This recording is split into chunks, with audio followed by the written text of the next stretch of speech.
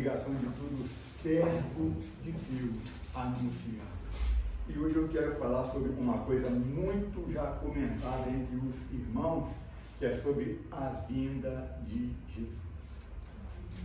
Ah, mas eu já ouvi falar tanto, desde criança que eu ouço falar que ele vem e nunca vem.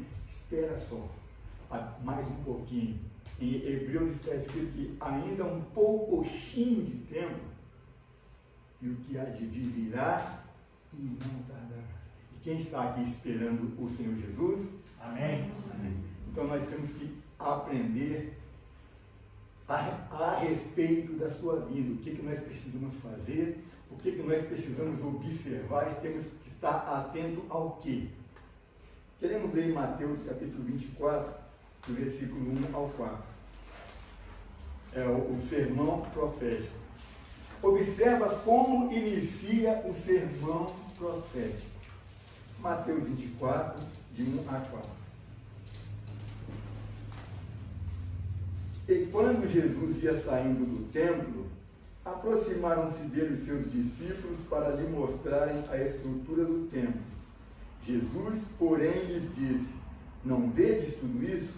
Em verdade vos digo que não ficará aqui pedra sobre pedra que não seja derribada.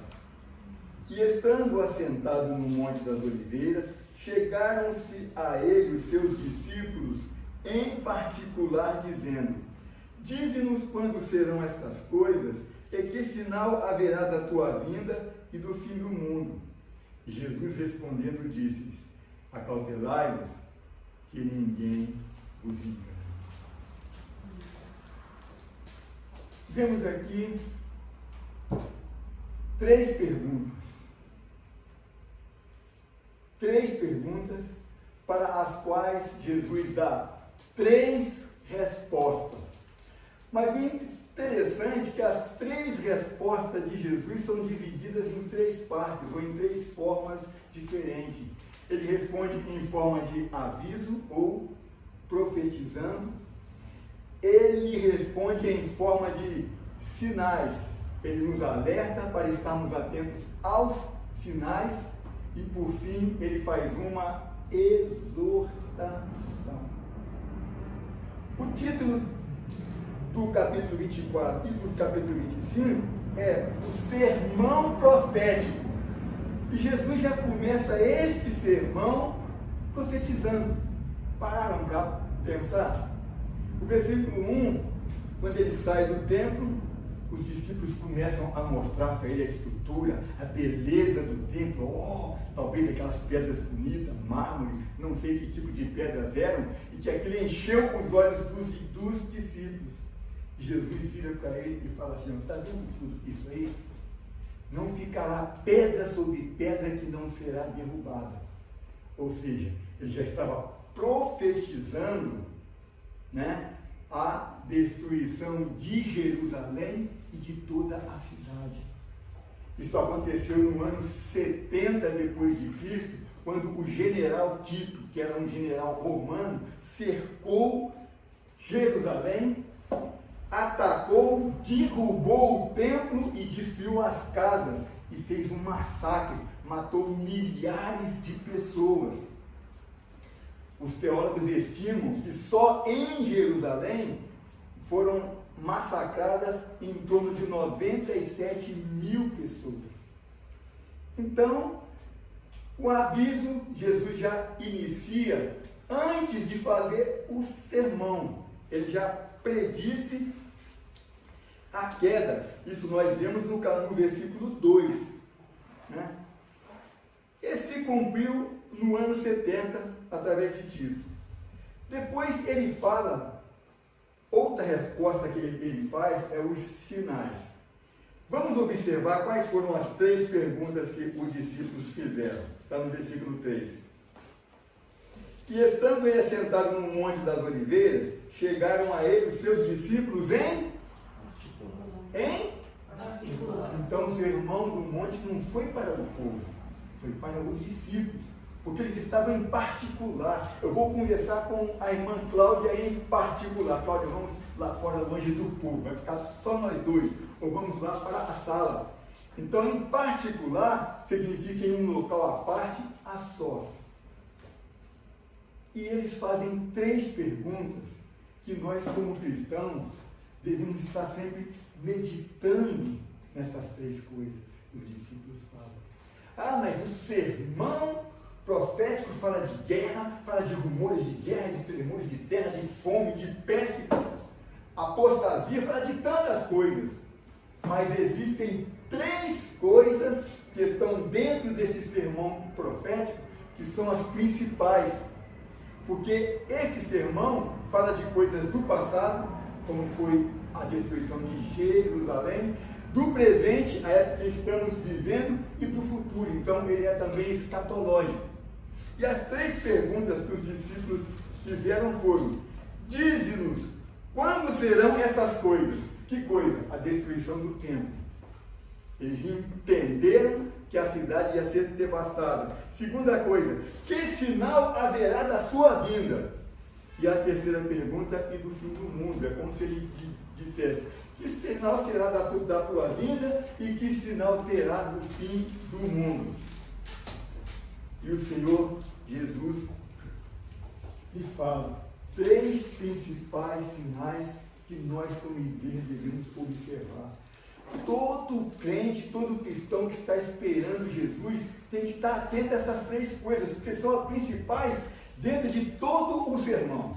Porque muita coisa que está dentro deste sermão, como dizemos, é escatológica, trata de coisas futuras, como a grande tribulação, o julgamento.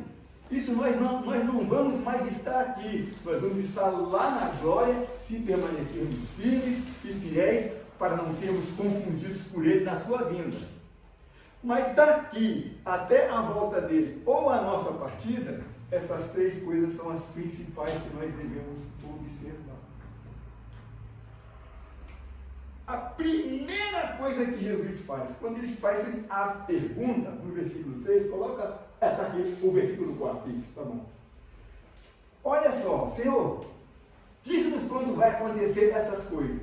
E que sinal vai ser a tua vinda e do fim do mundo?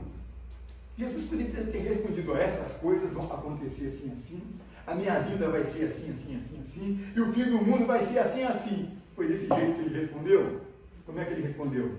Vamos ler juntos? E Jesus, respondendo, disse: acautelai-vos que ninguém vos engane. Parece que ele não respondeu a pergunta dos discípulos. Olha o principal sinal da vinda de Jesus, o principal sinal do arrebatamento da igreja é: acautelai-vos que ninguém vos engane. Sabe o que ele está dizendo? Ali, cuidado com os falsos mestres, cuidado com os falsos profetas, cuidado com a apostasia, cuidado com as heresias, cuidado com os maus ensinamentos. E este sinal é o principal dos 3 sinais que Jesus disse. Sabe por quê? Porque ele repetiu este sinal mais 2 vezes. Coloca o versículo 11. Acautelai-vos que ninguém vos engane. E surgirão muitos falsos profetas e enganarão a muitos. Coloca agora o versículo 24. Porque surgirão falsos cristos e falsos profetas e farão tão grandes sinais e prodígios que, se possível fora, enganaria até os escolhidos. Jesus fez questão de repetir 3 vezes. Ele respondeu as 3 perguntas desta forma: cuidado para não ser enganado. E como eu disse, as 3 respostas de Jesus envolvem o passado, o presente e o futuro. O passado foi a destruição de Jerusalém. Não vai ficar pedra sobre pedra. O presente, nós estamos vivendo isto que ele disse ali: falsos mestres, falsos doutores, falsos teólogos, pessoas enganando em nome de Deus. Quantas pessoas estão sendo enganadas em nome de Deus nas igrejas? Quantas pessoas estão ouvindo mentiras, blasfêmias em cima de púlpitos, em nome de Deus? A cada dia surge uma nova religião, a cada dia surge uma nova denominação, e muitas em cima de divisão. E como nós dissemos na semana passada, divisão é como pecado de feitiçaria. Então quem segue alguém que se dividiu, está seguindo quem? O feiticeiro.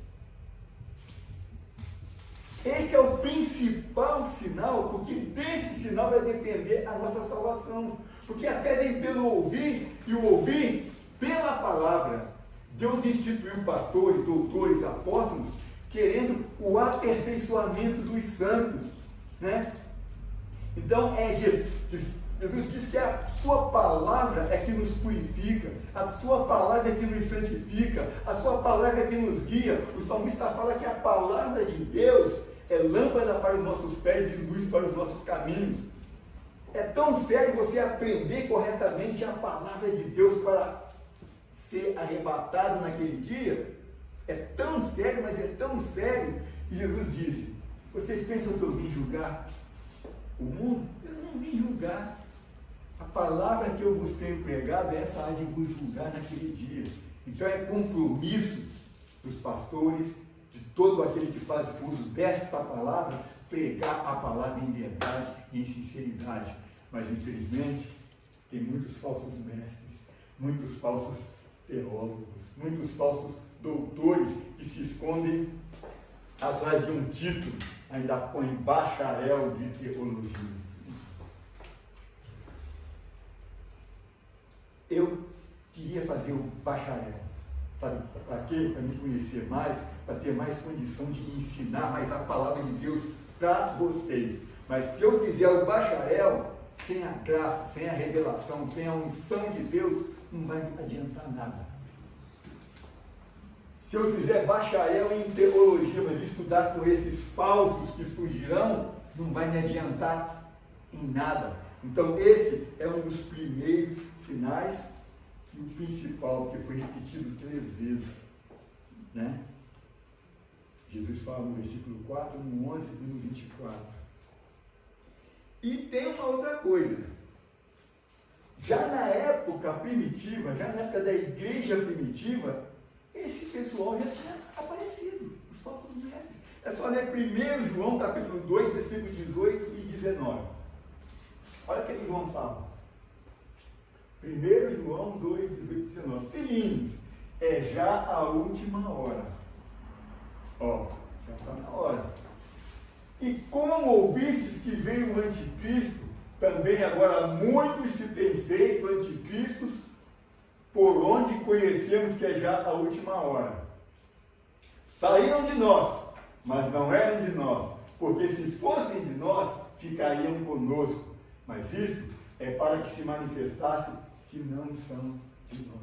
Então já tinha naquela época a seita do agnosticismo.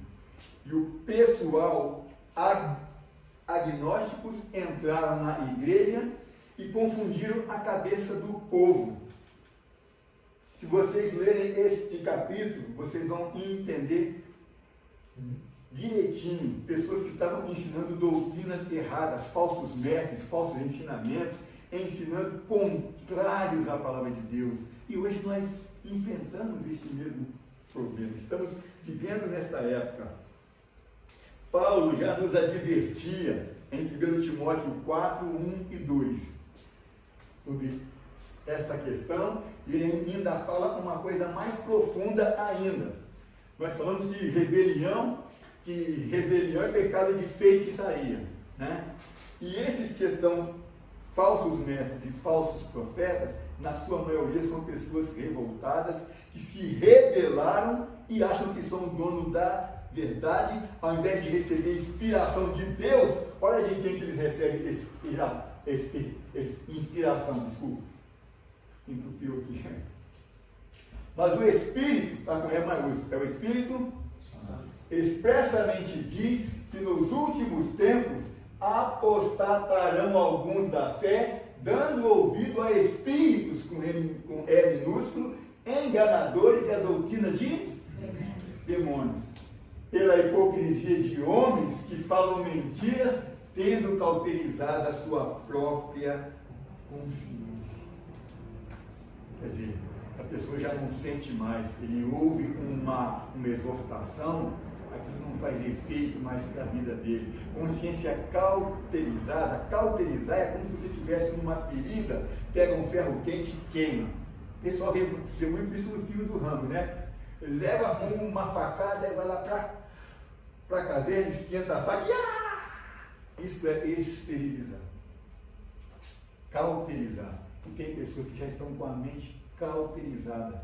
Não só falsos profetas, como os que seguem tais pessoas. Paulo já nos advertia. Tem uma leitura longa que eu gostaria de fazer com os irmãos, só que eu gostaria que um irmão lesse. Alguém que leia rapidinho, Judas, do versículo 3 ao versículo 19. Para os irmãos verem que isso não é coisa nova, é coisa antiga, mas nós estamos vivendo isso mais profundamente, porque nunca teve tanta religião, tanta denominação e tantos falsos ensinamentos como estamos tendo hoje. Mas observe o que diz Judas. Alguém pode ler? Do 3 ao 19. Amados, procurando eu escrever-vos com toda diligência acerca da comum salvação, tive por necessidade de escrever-vos e exortar-vos a trabalhar pela fé que uma vez foi dada aos santos. Porque se introduziram alguns que já antes estavam escritos para este mesmo juízo, homens ímpios, que convertem em dissolução e graça de Deus e negam a Deus, único dominador e Senhor nosso, Jesus Cristo. Mas quero lembrar-vos, como a quem já uma vez soube isto, que, havendo o Senhor salvo um povo, tirando-o da terra do Egito, destruiu depois os que não creram. E aos anjos que não guardaram o seu principado, mas deixaram a sua própria habitação, reservou na escuridão e em prisões eternas até ao juízo daquele grande dia. Assim como Sodoma e Gomorra e as cidades circunvizinhas, que havendo se corrompido como aqueles e ido após outra carne, foram postos, por exemplo, sofrendo a pena do fogo eterno. E contudo também estes, semelhantemente adormecidos, contaminam a sua carne e rejeitam a dominação, e vituperam as autoridades. Mas o arcanjo Miguel, quando contendia com o diabo e disputava a respeito do corpo de Moisés, não ousou pronunciar juízo de maldição contra ele, mas disse: o Senhor te repreenda. Estes, porém, dizem mal do que não sabem, e naquilo que naturalmente conhecem, como animais irracionais se corrompem. Ai deles, porque entram pelo caminho de Caim, e foram levados pelo engano do prêmio de Balaão, e pereceram na contradição de Corá. Estes são manchas em vossas festas de fraternidade, branqueteando-se convosco e apacentando-se a si mesmos sem temor. São nuvens sem água, levadas pelo vento de uma para outra parte.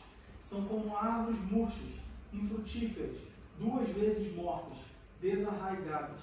Ondas impetuosas do mar, que escumam as suas mesmas abominações, estrelas errantes para os quais está eternamente reservada a negrura das trevas. E destes profetizou também Enoque, o 7º depois de Adão, dizendo: eis que é vindo o Senhor com milhares de seus santos, para fazer juízo contra todos e condenar dentre eles todos os ímpios, por todas as suas obras de impiedade que impiamente cometeram e por todas as duras palavras que ímpios pecadores disseram contra ele.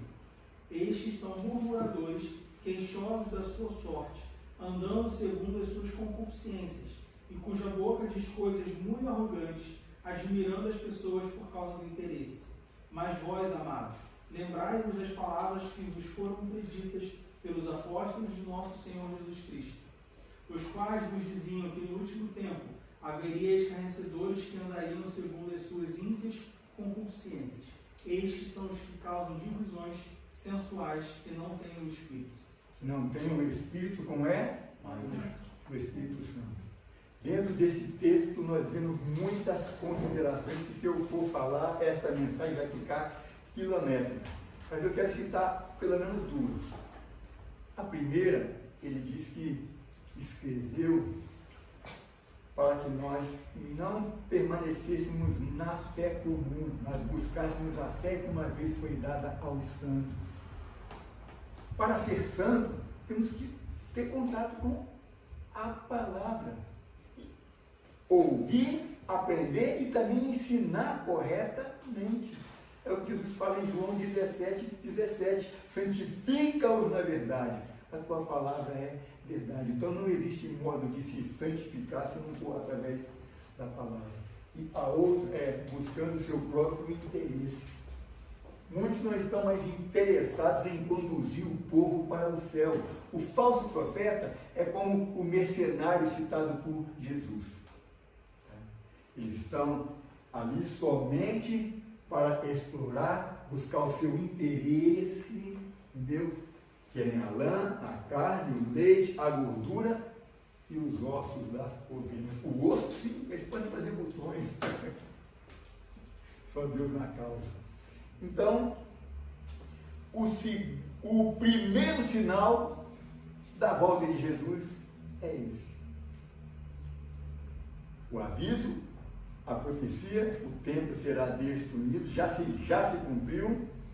Esse dos falsos mestres já se cumpriu no passado e continua hoje na nossa época. E o terceiro sinal, os mais importantes, o sinal também é o reflorescimento da figueira. Quem aqui conhece a parábola da figueira? Que a figueira vai brotar. Sabe quem é essa da figueira? Alguém pode responder? Israel. Jesus falou isso no capítulo 24 de Mateus, versículos 32 e 33.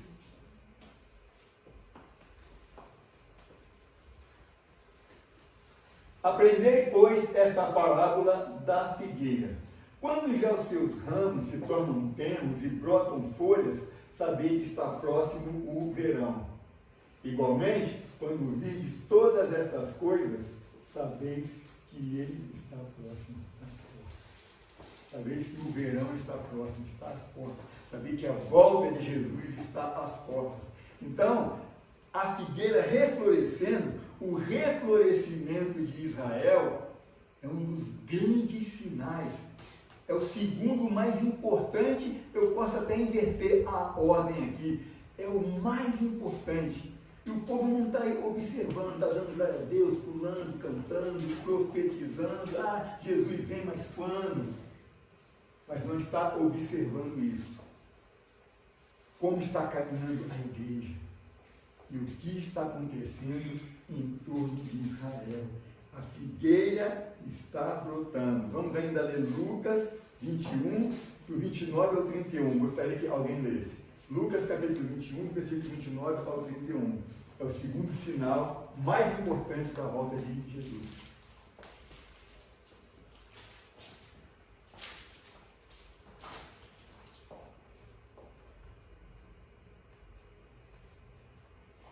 E disse-lhes uma parábola: olhai para a figueira e para todas as árvores.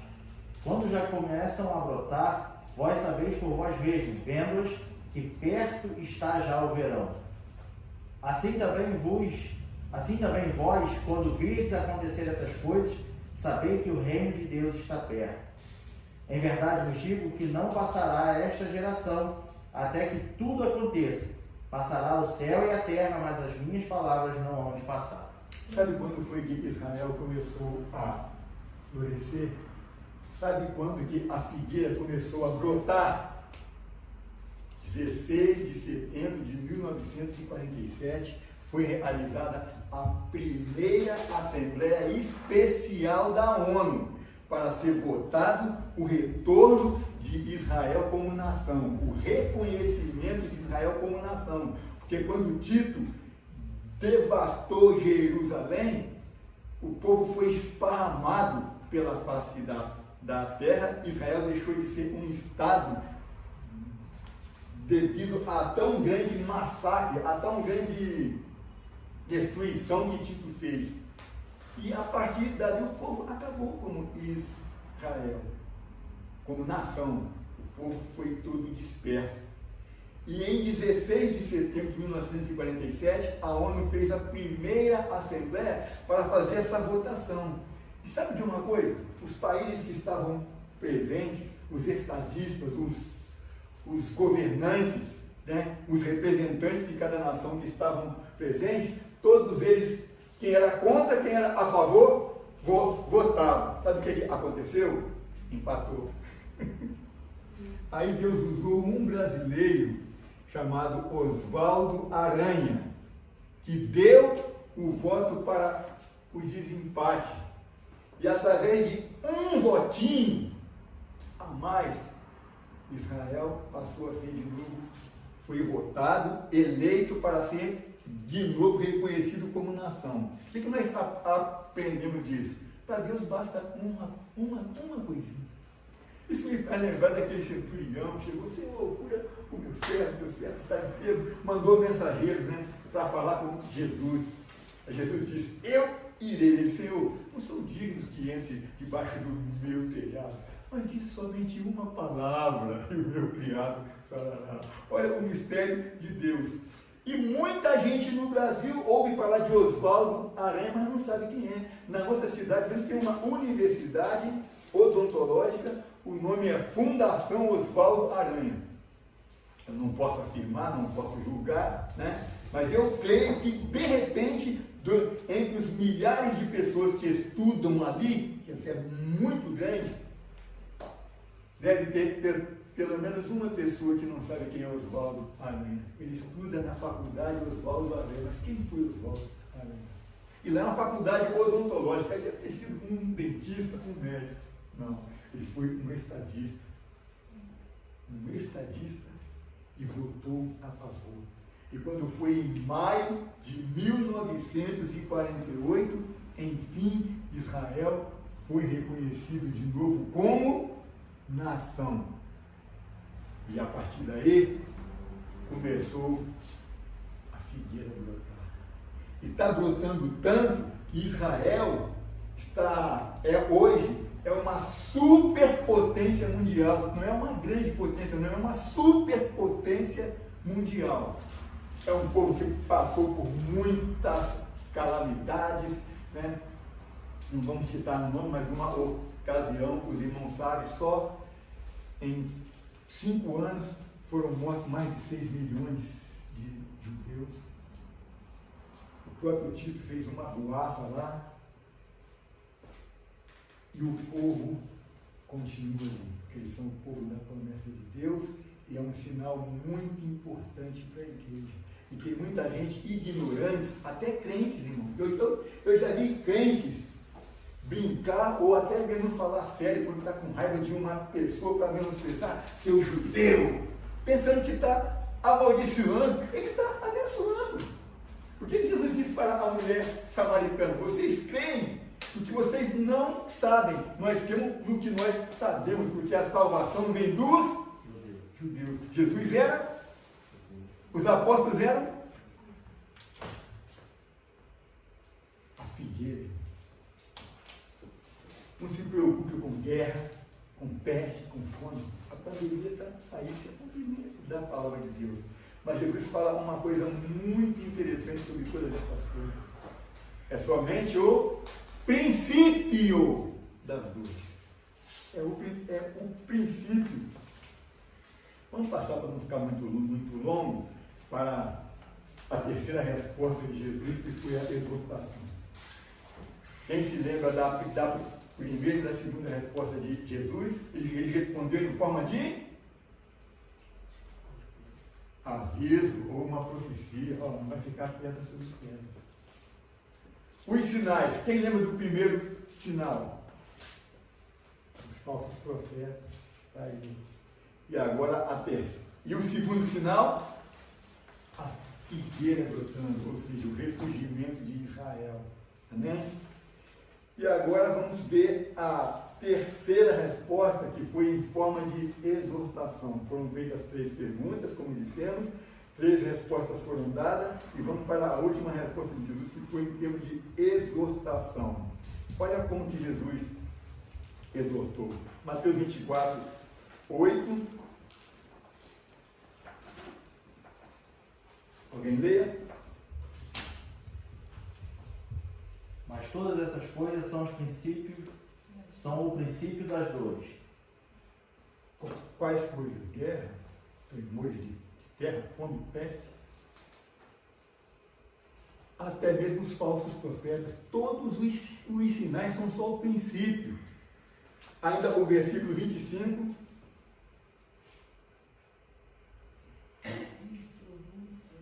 Eis que eu vou tenho predito. E esse é só o princípio das dores.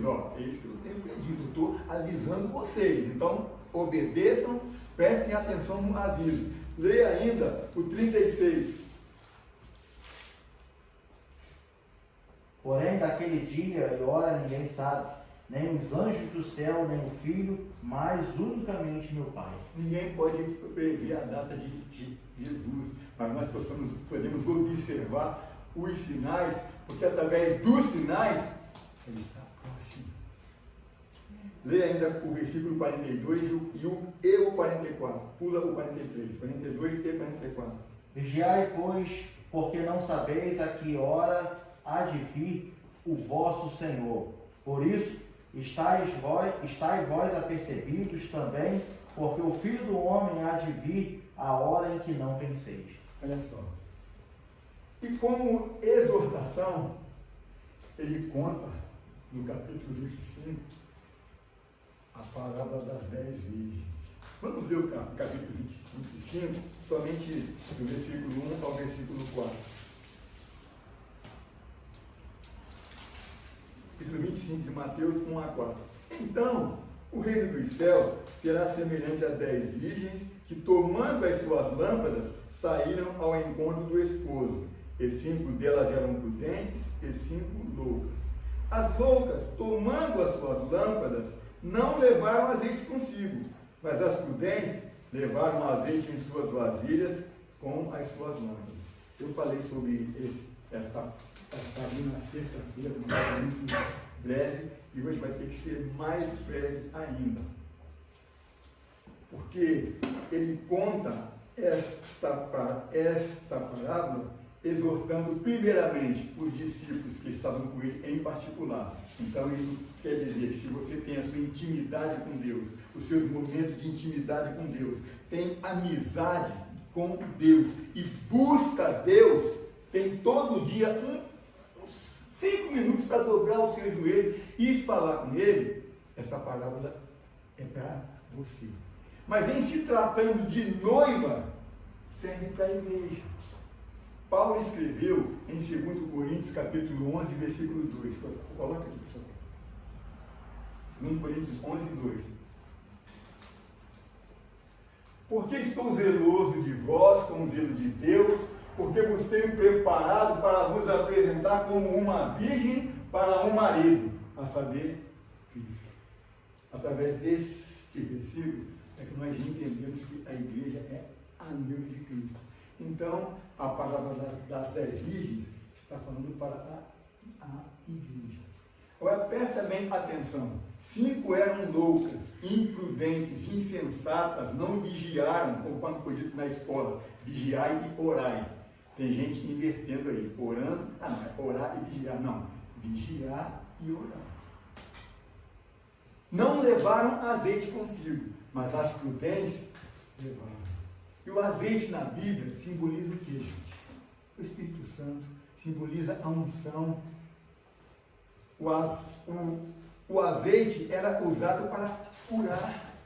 O azeite era usado para ungir. E quantos hoje na igreja não estão se preocupando mais com a unção? Não é o pastor pegar o vidrinho de óleo, ou então te dar um vidrinho de óleo para você levar para casa, para ungir parede, ungir casa, ungir peças íntimas. Não é isso aí não. É a unção do santo, é a unção do Espírito que Jesus prometeu a cada um de nós.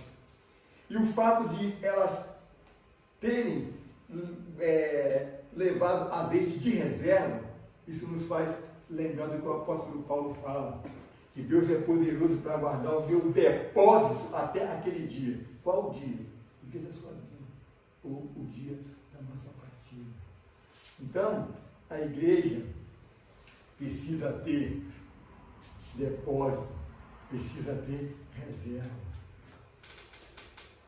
Todas elas eram virgens, eram 10 virgens, mas só 5 eram noivas. O que os irmãos pensam aqui? Vamos trazer isso para o relacionamento humano, o relacionamento entre homens e mulheres. Existem noivos, mas existem amantes. Eu amo. Tem a noiva e o noivo, nós falamos aqui, eles se preocupam pelo bem comum, um se preocupa com o outro. O noivo faz para a noiva faz para o noivo, vamos nos casar, então preparam tudo juntos. E nós não estamos indo para o céu, vamos preparar tudo juntos com Jesus, a nossa partida. Mas o amante é diferente. Muitos no mundo, agora estou falando no sentido material, tá, gente? Não confundam as coisas, por favor.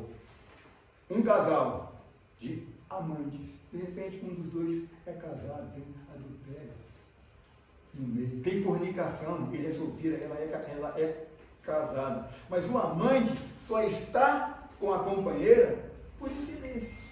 Quantos homens aí estão com mulheres até velhas, capengando, desculpe o termo, mulher que é tetravó dele, mas porque é rica, então o amante tem interesse, ele não ama, ele está por interesse. Quantas mulheres estão com homens casados ou com solteiros por interesse? Enquanto ele tem dinheiro, leva ela para farra, para andar, passeia, dá presente e dá até dinheiro para ela, amor da minha vida. O dia que ele corta isso, ela vai procurar outro. O que eu quero dizer com isso? Não seja virgem louca, seja uma virgem prudente. Tenha depósito e tenha um relacionamento com compromisso com Jesus, porque os amantes lá fora não têm compromisso. Ele troca de mulher, a mulher troca de homem, porque são amantes. Mas se eles têm compromisso e são noivos, eles vão viver juntos para sempre. E se nós estivermos preparados, com as nossas lâmpadas acesas, com depósito, atento aos sinais que Jesus nos deu, a esses principais sinais, e acompanhando o florescimento, né? a figueira brotar, e estivermos com os nossos olhos atentos para o céu, nós vamos entrar para as bodas com o noivo, como aconteceu ali com o esposo. E como Paulo disse, estamos sendo preparados como virgem para um esposo, a saber, para Cristo. Então, resumindo, o aviso que está em 24, capítulo 2, Mateus 24, capítulo 2, já se cumpriu. Mateus 24, 2. Não ficará pedra sobre pedra. Foi a destruição de Jerusalém e o dispersamento do povo judeu. Os falsos mestres e profetas, quando Jesus fala no versículo 4, acautelado que ninguém vos engane, no versículo 11, no versículo 24, já se cumpriu em parte e continua se cumprindo em nossos dias. Então presta atenção, um já se cumpriu, o outro continua se cumprindo, a figueira está brotando. O que está faltando? Eles voltaram.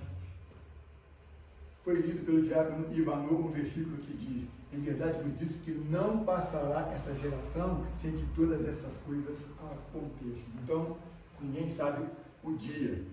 Mas, de acordo com esses principais acontecimentos, sabemos que Jesus está às portas. Ele vem muito breve, então não brinque de ser crente e observa, vai observando o andar da carruagem. Observa como a igreja do Senhor está se comportando e observa como Israel está crescendo e aceite as exortações de Jesus. Vigiai, pois não sabia a hora em que vosso Senhor há de vir. Para terminar, Lucas 21, 28, vamos ver todo mundo junto. Ora, vamos ver junto. Ora, quando essas coisas começarem a acontecer, olhai para cima e levantai a vossa cabeça, porque a vossa sabemos o dia, mas ela está muito próxima. Que Deus nos abençoe em nome do Senhor.